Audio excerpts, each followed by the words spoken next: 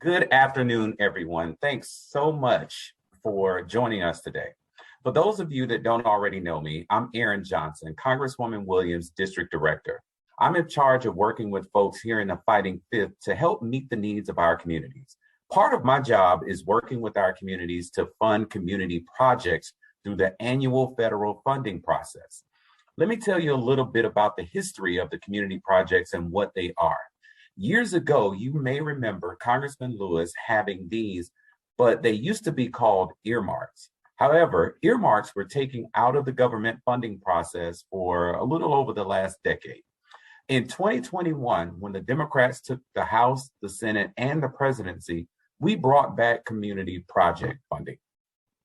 Why? Because government works best when it's responsive to you, the people. And the community project process gives Congresswoman Williams and other members of Congress the opportunity to directly hear from our communities and bring funding back home that will address some of our most pressing local needs. Last year, Congresswoman Williams brought home nearly $7.7 million back to our district with these projects alone. Each House member was given a maximum of 10 project requests. Our office used each of these requests to fund projects from Atlanta to East Point to Decatur, supporting services from mental health to transportation to small business success and so much more. This year, House members get to request 15 projects. We are welcoming suggestions from across Georgia's 5th district. Please note, we do not have a limited number of requests that we can submit. We do have, let me correct that. We do have a limited number of requests we can submit. And even if yours is one of the 15 we're able to submit, there's no guarantee it will be funded. Now that I've covered those bases, please just know we're going to work extra hard to bring resources back to the Fighting Fifth. And we look forward to working with you to do just that. Now, I'd like to turn the floor over to my colleague, Max Ernst, who is my partner when it comes to community projects, and he's going to give you more details of what it takes to submit a project, the deadlines, and other requirements. Max, go ahead and take it away. Well, hello, everyone. As Aaron said, my name is Max Ernst, and I am Congresswoman Williams' Legislative Director.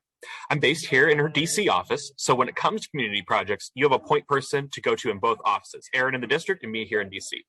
I'm so glad to see you all on this call, and I look forward to giving you all more details about the community project funding process. So I don't want to bury the lead. Please note that if you do have a community project you'd like to submit, we need you to complete our online submission form by Wednesday, April 20th at the close of business. After that, our office will have limited time to review the submissions and make selections. For this reason, priority will be given to projects that are, submitted in the most detailed and complete way. So we're having this information session here today to walk you all through the process, answer any questions, and offer ourselves as a resource to answer your questions for the next week and a half until the deadline comes around, to make sure that you guys have the opportunity to submit those complete submissions and make sure that you can maximize your chances of submission. So here are the key points that you need to know about community projects. To submit a project, please go to nikemawilliams.house.gov/services/community-project-funding-requests. There you will find links to the information we provide today, in terms of links to appropriations committee documents and other things that go into more detail about what we're talking about. And most importantly of all, you'll find the form that we've put together for you to submit your project request. Let me summarize a little bit about what this request form is going to ask you and what exactly you're going to need to know going into this. The recipient of a community project must be a state, local, or tribal governmental entity. Or a 501c3 nonprofit organization. Requests made by for-profit entities are not permitted by the process in the House and will not be submitted for consideration on our end. So if you guys are a for-profit entity, you may want to consider another process to help meet your needs. So just letting you level setting with you on that. Also important to note, Congresswoman Williams will not accept requests for project outside of Georgia's 5th congressional district. If you're thinking of a project that's in a different congressional district, certainly we're happy to try to find you the right place to go for that. And connect you with the appropriate office. But we're taking, this is a very district-driven process. If you're planning to submit a project, please make sure you include a cell phone number and email in the submission form where you can be quickly reached. If your project is selected by us to move forward, we may quickly require some additional information not included in our initial submission form, some clarifications, things in the weeds, and we'll need to be able to reach you in a pinch. So make sure that whoever's contact information you list is somebody who can get back to us in a quick turnaround. When it comes to submitting a project, it's most important that you identify the right government agency and account to fund it. You should use our staff, the resources on our website that we're linking to identify where your project fits in the government funding scheme. It's going to be difficult for us to submit a project if that work is not accurate and complete before the submission deadline. So please use us ahead of time. We will try to get you answers, and of course use all of the documents that we link to on the appropriations website. If you read through where you think it fits, they often have a lot of great information about where exactly your project is going to go. So more on the details of the project. We will need budget for the project and a breakdown of what those costs are going to be, the timeline that you anticipate to do it, and any other sources of project funding that you're anticipating in addition to hopefully community project funding, including other federal funds you may have or non-federal cost shares that might be required.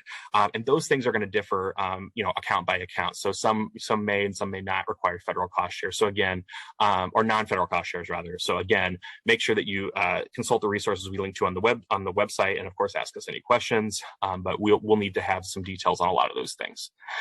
Note, funding is for FY23 only. The funding process goes year by year. You'll need to be able to demonstrate that your intent is to spend the funds in a single year. Obviously sometimes the government funding process, gets a delayed start, but you should be proposing this as if you are going to spend this in the single fiscal year 23 that begins at the beginning of the fiscal year and the end. Certainly that's part of the proposal process. And if you have any, questions, on how that gets implemented, you should stay in touch with us throughout the year, but making sure that you design your proposal to be a one-year funding project. Also, please be prepared to let us know if your project can operate with a smaller budget.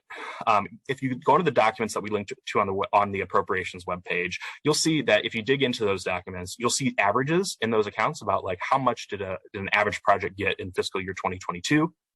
And that'll give you a good sense about what, the size of the project that will be workable for this process.